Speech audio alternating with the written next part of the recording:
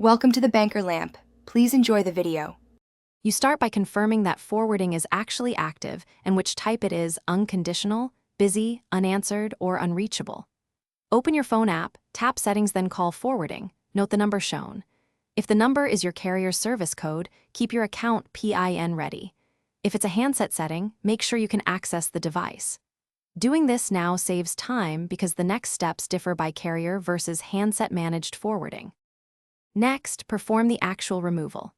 If the phone manages forwarding, open the forwarding entry and toggle it off or delete the destination number, then save. If the carrier manages it, dial the standard GSM deactivation codes, such as ##21# for unconditional or #002# to cancel all types. Press call and listen for the confirmation tone or wait for an SMS. Once done, finally, verify that forwarding is removed by calling your number from another phone. You should reach voicemail or your handset. If calls still forward, confirm you used the correct code for your country and carrier.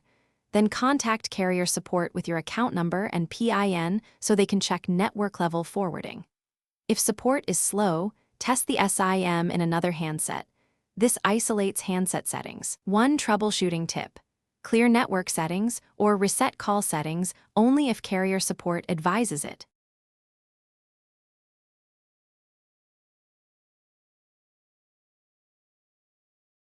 Thanks for watching. If this was helpful, leave a like and consider subscribing. See you next time.